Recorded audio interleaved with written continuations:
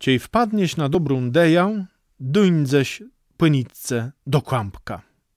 Ta ci wpadenkie wiele wyrtny, ale ci wpadnieś torwkula i sam belno zmłekrzyś, tej taci wpadenkie mało wyrtny. Jeś mni wyrtny, źle wpadnieś w smardę sztokły, a ci wpadnieś w dłedzi, wpadenkie nick nie wyrtny. Jak no widzę ta rozmaity młegą bec wpadenci, ale no gwersi ze wsiedcich je wpadenk w zieńbę. Ze zieńby je grandzy sam wydostać jak z torwkule i sztokły, a błe dłegów. Doznył te belno filozof Sokrates na swojej głośny skórze. Całą swoją filozofią weź się żył procem peskaty Ksantypie, ale stracił płe bitwą.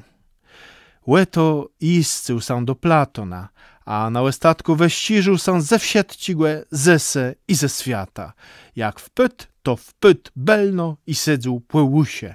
A pun twardowści, chłeco wielki czarownik, wpyt głąbłek w ciarę pani twardowści.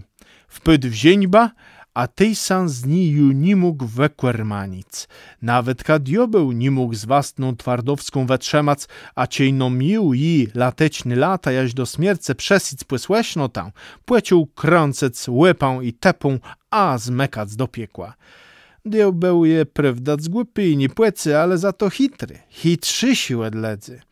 Ni żaden diobeł jeś nie wpadł w zieńbę, chłeco wiele dioblec i dioblant na ziemi i w piekle. Wsiedci ma szterze, ma szpyra, ma roga, ma i tepą, procem stowiosa dioblecą. Łec stworzeniu świata do dziś dnia zieje so w celibace. Chcemy leso zaziec.